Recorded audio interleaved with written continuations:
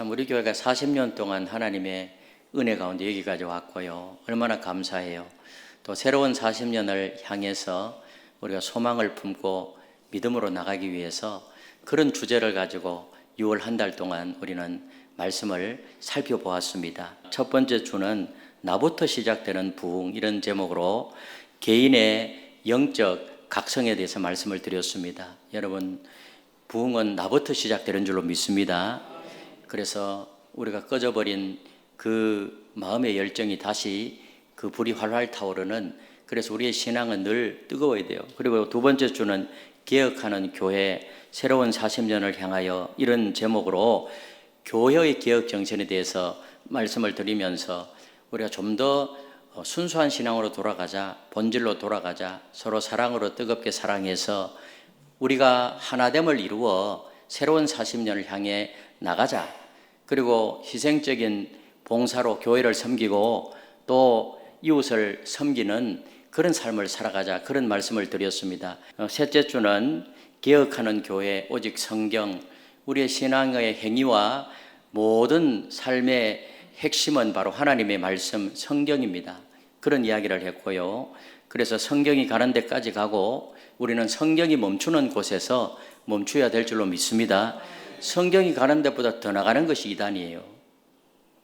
그리고 네 번째 주는 참된 기쁨, 교회 성장, 이런 제목으로 건강한 교회 성장에 대해서 말씀을 드렸어요. 우리의 행복이라는 것은 기독교의 행복과는 joy, 기쁨이라 그랬어요. 이 기쁨은 환경과 자신의 상황에 따라서 이렇게 저렇게 휘둘리는 것이 아니고 주님 안에서 하늘에서 내려오는 기쁨이기 때문에 우리가 믿음 생활 제대로 하게 되면 어떤 환경 속에서도 우리의 심령 속에 기쁨이 넘치기 때문에 행복한 신앙생활을 하게 될 줄로 믿습니다. 그래서 믿음 생활은, 교회 생활은, 신앙 생활은 즐겁게 행복하게 해야 될 줄로 믿습니다. 그리고 오늘은 마지막 주, 믿음의 삶을 삽시다, 이런 제목이요. 오늘 이렇게 마지막 주일을 맞이해서 중요한 한 가지 질문을 던지고 싶어요. 그렇다면 우리가 어떻게 살아야 할 것인가? 굉장히 중요하죠. 어떻게 살아야 할 것인가? 부흥도 해야 되고 개혁도 해야 되고 말씀대로 살아야 하고 성장도 해야 한다면 도대체 어떻게 사는 것이 하나님을 가장 기쁘게 하는 삶일까? 아마 어떤 분들은 이렇게 생각하실 것입니다. 열심히 교회 나와서 예배드리고 찬양하고 기도하면 되겠구나. 물론 좋습니다. 그래 해야 되죠. 또 어떤 분들은 성경 많이 읽고 말씀대로 살고 계명을 잘 지키면 되겠구나. 그렇게 하셔야 돼요. 그것도 좋아요. 또 다른 분은 봉사를 많이 하고 헌금도 제대로 하고 전도를 열심히 하면 되겠구나. 그렇게 또 말씀하실 겁니다. 그것도 물론 좋은 일이에요. 그런데 하나님의 대답은 이 모든 것을 믿음으로 행하라. 믿음으로 행하라. 믿음으로 행해야 될 줄로 믿습니다. 하나님은 우리에게 6절에서 그렇게 말씀해요. 우리 6절을 같이 읽겠습니다. 6절 시작. 믿음이 없이는 하나님을 기쁘시게 하지 못하나니 하나님께 나가는 자는 반드시 그가 계신 것과 또한 그가 자기를 찾는 자들에게 상 주시는 이심을 믿어야 할지니라. 아멘. 하나님은 우리가 무엇을 하든지 간에 믿음으로 해야 된다. 믿음이 중요하다. 믿음이 없으면 아무리 좋은 일을 해도 하나님을 기쁘시게 할 수가 없다는 것입니다. 왜? 하나님이 오늘 또 살아계셔서 우리의 모든 행위를 다 보고 계시는 줄로 믿습니다. 하나님은 하나님 계신 것을 믿고 자기를 찾는 자들에게 상 주시는 이심을 믿어야 할 줄로 믿습니다. 그래서 이 모든 하나님이 말씀하시는 말씀대로 믿음으로 행할 때 하나님 그 부분을 기쁘시게 보신다는 거예요. 관계성, 하나님과의 관계성. 그렇다면 하나님을 기쁘시게 하는 믿음이란 도대체 어떤 믿음일까요? 어떻게 해야 모든 것을 믿음으로 할 수 있을까요? 그렇다면 도대체 믿음이란 무엇일까요? 적어도 믿음에 대한 정의, 히브리서 저자가 말씀하는 믿음이라는 것은, 먼저는 믿음은 보이지 않는 것을 확신하는 것입니다. 믿음이 뭐라고요?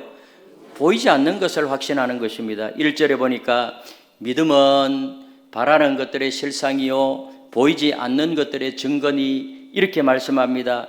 여기서 실상이란 말은 히포스타시스, 히포 이 말은 아래에 이 말이고 스타시스는 그 아래에 놓였다 이 말인데 아래에 놓인 견고한 기초 이 말이에요. 우리 건물을 지을 때 땅속 깊이 놓는 튼튼한 토대를 말해요. 건물을 지을 때 땅속 깊이 튼튼한 토대를 놓고 기초가 튼튼해야 건물이 튼튼하게 서게 되는 것 아니겠어요? 여기 증거란 말은 엘렌코스 이 말인데 이거는 법정적인 용어예요. 반박할 수 없는 확실한 증명 이 말이에요. 그러므로 오늘 이 믿음이라는 것은 아직 보이지 않는 그런 하나님의 약속들이 이미 현실에 확실한 기초를 가지고 있고 법정에서도 인정할 만큼 확실한 증거로 여기는 거예요. 내가 보이지 못했지만은 하나님이 살아계심을 믿기 때문에 하나님의 약속이 아직도 이루어지지 않았지만 이루어진 것처럼 실제로 나타난 것처럼 확실하게 믿는 것이 바로 믿음이라는 사실을 믿으시기를 바랍니다. 지난번에 에디슨 이야기를 했는데요. 기억나십니까? 999번 실패한 후에 기자가 물었다 그랬잖아요. 야, 이 에디슨도 대단한 인내의 사람이에요. 전구 만들어내는데 몇 번 실패했다고요? 999번. 실패했는데 어떤 기분이십니까? 이렇게 질문하니까 저는 실패한 것이 아니라 전구가 켜지지 않는 999가지 방법을 발견한 것입니다. 굉장히 긍정적인 사람이에요. 그는 아직 보이지 않는 전기 문명을 믿음의 눈으로 보았어요.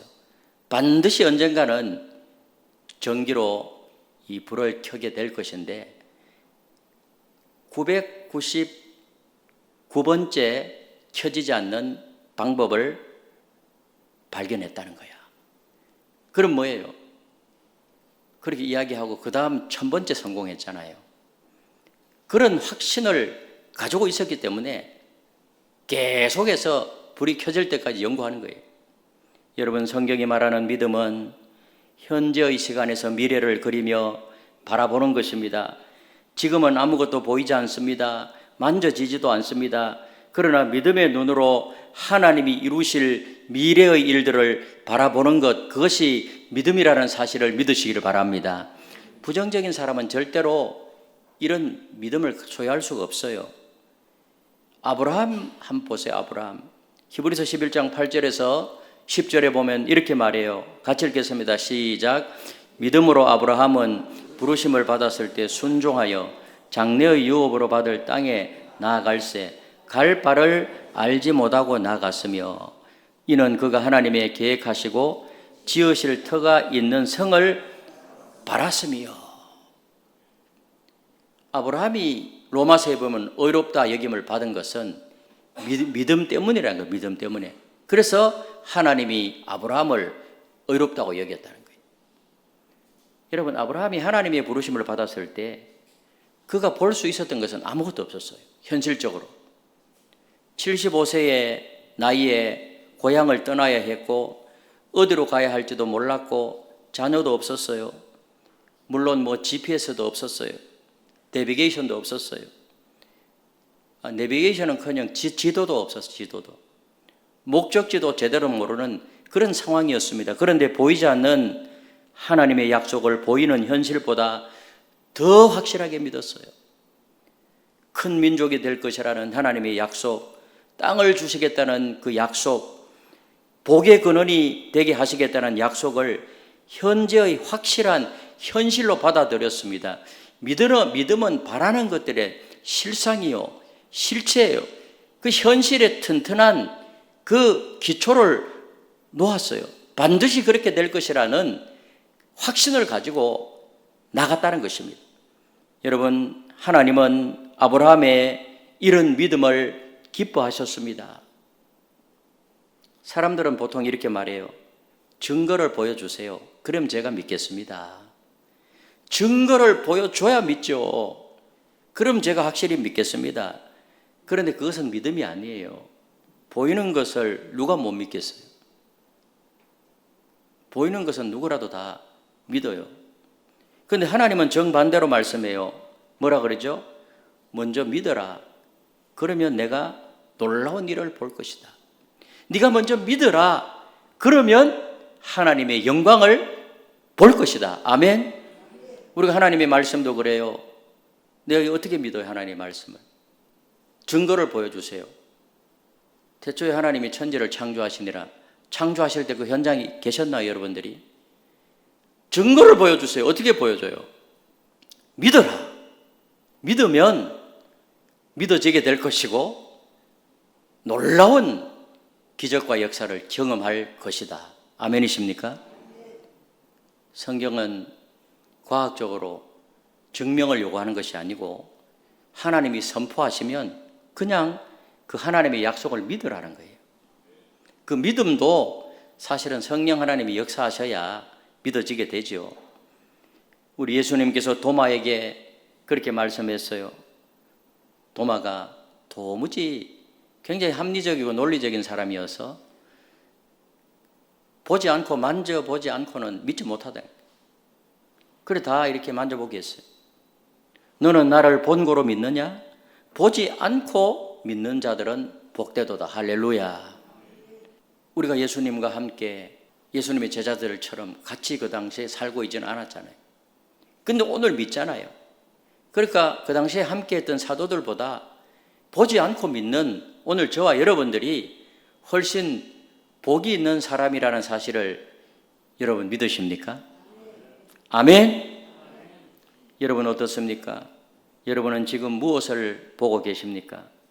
내 건강이 이 정도인데 무슨 희망이 있겠어? 내 자녀들이 이런 상태인데 어떻게 자녀들이 변하겠어? 우리 가정 경제가 이런데 무슨 헌신을 할 수 있단 말인가?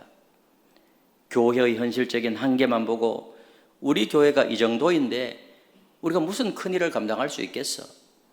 만일 이런 것들만 보면서 낙심하게 된다면 여러분은 지금 하나님을 기쁘시게 하지 못하고 있는 것입니다. 이제 우리는 일어나야 될 줄로 믿습니다. 믿음으로 미래를 바라봐야 될 줄로 믿습니다.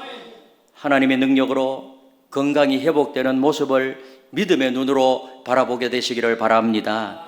하나님의 은혜로 자녀들이 변화되는 모습을 믿음의 눈으로 바라보시기를 바랍니다. 여러분 하나님의 축복으로 경제적 어려움이 해결되어 헌신하는 모습을 믿음의 눈으로 바라보게 되시기를 바랍니다. 그리고 새로운 40년 우리 하나인 교회가 이 지역의 영적 등대가 되고 세계 선교에 더욱 크게 쓰임받는 그런 모습을 믿음의 눈으로 바라보게 되시기를 바랍니다. 하나님은 우리가 믿음의 눈으로 바라보는 것을 원하시고 기뻐하신다는 사실입니다. 우리가 이렇게 믿음으로 하나님이 이루실 놀라운 미래를 바라볼 때 하나님은 우리를 향해서 환히 미소 지으실 줄로 믿습니다. 이런 믿음. 그리고 믿음은요, 이해할 수 없어도 하나님께 순종하는 거예요. 그게 믿음입니다. 이해할 수 없어도 하나님께 순종하는 것. 7절 우리 같이 읽겠습니다. 7절입니다. 시작. 믿음으로 노아는 아직 보이지 않는 일에 경고하심을 받아 경외함으로 방주를 준비하여 그 집을 구원하였으니 이로 말미암아 세상을 정죄하고 믿음을 따르는 의의 상속자가 되었느니라. 히브리서 11장에 믿음의 영웅들, 믿음의 선배님들이 쫙 나오는데 아브라함을 이야기하고 또 그 믿음으로 살았던 노아를 이야기하잖아요. 여러분 노아 너무나도 잘 알잖아요. 하나님이 방주를 만들라고 하셨을 때 사실은 그것은 도무지 이해할 수 없는 명령이었어요. 노아의 입장에 보면 바다도 없는 산에서 배를 만들어라. 여러분 배는 어디서 만들어요? 금정산 꼭대기에서 배 만들어라 하면 이해가 가겠어요? 예? 요 바다에서 해운대 앞바다에서 배 만들어라 하면 이해가 가요. 근데 금정산 꼭대기에서 배를 만들어라. 이해가 안 가는 명령이에요. 홍수를 준비해라 이렇게 하나님 말씀하셨는데 그때까지 비가 내린 적이 없어요. 사람들은 안개로 농사를 지었대요. 안개로. 사람들은 노아를 막 비웃었어요. 저 미친 영감이 산 위에서 배를 만들고 있어. 그것도 뭐 다 투자해가지고. 홍수가 온다고? 이렇게 맑은 하늘인데 비도 안 오는데. 그런데 노아는 무려 100년 동안 묵묵히 하나님의 약속을 붙잡고 배를 만들었습니다. 온 재산을 바치고 온 정력을 썼고 온 인생을 거기에 걸었어요. 왜? 하나님이 말씀하셨기 때문에. 순종하는 거예요. 여러분, 우리는 하나님 말씀에 이해가 되지 않더라도 순종하는 것이 중요한 것입니다. 이스라엘 백성들이 요단강을 건널 때도 마찬가지였어요. 그때 모맥을 거두는 시기로 요단강 강물이요 이렇게 범람하고 넘쳤어요. 강물이 차고 넘치는데 하나님은 건너라고 해요. 배를 만들어서 건너라 하는 게 그냥 들어가라는 거예요. 그냥. 언제 강이 갈라졌죠? 제사장들이 벗개를 메고 그 넘실거리는 강물 안으로 믿음으로 발을 내딛었을 때 요단강이 쫙 갈라졌단 말이에요. 여리고성이 언제 무너졌죠? 이것도 이해가 돼요. 철원 같은 여리고성을 넘지 않으면 가나안 땅에 들어갈 수 없어요. 굉장히 튼튼한 성이었습니다. 그러면 전술 전략 오합지졸이긴 하지만은 그래도 그 성 안에 있는 그 성을 정복하기 위해서는 군사적인 방법이 있잖아요. 그런데 하나님은 그냥 7바퀴 돌아라. 돌 때 말하지 마라. 마지막에는 과함을 치면서 7바퀴 돌아라. 그러면은 그 성이 무너질 것이다. 뭐를 봐요, 하나님은? 순종을 보는 거예요, 순종. 이 여호수아가 순종했어요. 그렇게 돌았을 때 그 강력한 여리고성이 와르르 무너졌다는 사실을 믿으시길 바랍니다. 이해되지 않아도 믿는 거예요. 여러분, 베드로가 언제 물 위를 걸었습니까? 믿음으로 물 위에 발을 내딛었을 때 갈릴리 바다를 걸었습니다. 이것이 성경이 말하는 믿음이에요. 믿음은 언제나 모험을 동반합니다. 그 성경학자들에 의하면 성경에는 1050가지의 그 하나님의 명령이 기록되었다 이렇게 말해요. 1050가지. 그 명령 뒤에는 항상 동일한 약속이 따라요. 이렇게 하라. 그리하면 내가 복을 받을 것이다. 순종을 요구해요. 여러분, 하나님이 우리에게 무엇인가를 명령하실 때마다 우리는 선택을 해야 됩니다. 내 지식과 내 경험을 믿을 것인가? 내 이성과 내 합리성을 믿을 것인가? 아니면 하나님을 믿을 것인가? 때로 하나님은 우리의 경험과 상식에 상반되는 일을 명령하십니다. 여러분, 그런 중에 일상적으로 이런 명령을 하세요. 당신에게 상처를 준 사람을 용서하라. 상식적으로 당신에게 상처를 준 사람에게 복수하라. 이래야 맞지 않아요? 중국 영화 이런 거 보면 내용이 뻔해. 아버지를 막 어머니를 모질게 하면은 그 자녀가 원수 갚는 이야기예요. 거의가 다 그래요. 근데 하나님은 정반대로 이야기해요. 용서하라. 부족한 중에도 11조를 드려라. 아니, 당장 먹고 살기도 힘드는데 어떻게 드려요? 계산해 보면은 말이 되지 않아요. 그런데 하나님은 그냥 드리라. 두려워서 할 수 없을 것 같은데 전도하라. 나는 대인 기피증이 있고 사람을 만나는 게 두렵고, 그런데도 하나님 뭐예요? 접촉해서 전도하라. 순종하면 하나님의 복이 임하게 될 줄로 믿습니다. 전혀 준비가 안 되었는데도 섬기라. 이럴 때 어떻게 해야 되느냐? 하나님의 명령은 언제나 옳습니다. 하나님의 명령은 언제나 옳다는 사실을 믿으시기를 바랍니다. 왜? 하나님이 말씀하셨기 때문에. 우리를 지으시고 세상을 지으시고 지금도 역사의 흥망성쇠를 주장하시고 인간의 생사하복을 임의로 다스리시는 하나님이 말씀하시고 하나님이 명령하셨기 때문에 그 하나님의 명령은 언제나 옳다는 사실을 믿으시기를 바랍니다. 하나님이 명령하는 것을 순종하면 반드시 복을 받아요. 하지만 자신의 판단으로 하나님의 명령을 무시하게 되면 축복에서 멀어집니다. 새로운 40년 우리는 이해되지 않아도 하나님의 말씀에 절대 순종하는 그런 우리 하나인 공동체가 되시기를, 저와 여러분들이 되시기를 예수님의 이름으로 축복합니다. 그리고 마지막으로, 믿음은 부족할 때일수록 하나님께 더 많이 드리는 것입니다. 이게 믿음이에요. 마가복음 12장 42절에서 43절에 보면 이렇게 말씀합니다. 우리 같이 한번 읽도록 하겠습니다. 시작. 한 가난한 과부는 와서 2렙돈 곧 한 고드란트를 넣는지라. 예수께서 제자들을 불러다가 이르시되 내가 진실로 너희에게 이르노니 이 가난한 과부는 헌금함에 넣는 모든 사람보다 많이 넣었도다. 이 가난한 과부 2렙돈, 당시에 가장 작은 화폐 단위예요. 동전 2개. 현재 가치로 하면 한 100원 정도 된대요. 그럼 2렙돈 넣었다면 얼마죠? 200원 넣은 거예요. 200원. 근데 예수님은 그 어느 사람보다 많이 넣었다. 왜 그럴까요? 적어도 이 가난한 과부는 자기한테 있는 게 200원밖에 없었어. 다 넣은 거야. 하나님은 액수를 보는 것이 아니라 뭐를 봐요? 마음을 보신다는 마음. 여러분, 여기서 중요한 질문이 있습니다. 하나님은 왜 우리의 물질을 요구하실까요? 하나님이 가난해서, 돈이 필요해서 그러실까요? 아니에요. 이 우주 만물이 다 하나님의 것입니다. 우리 하나도 안 드려도 하나님은 조금도 부족함이 없습니다. 하나님은 우리를 시험하는 거예요. 테스트하는 거예요.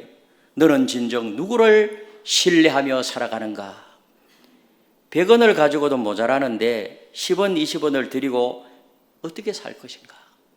이것이 믿음의 핵심이에요.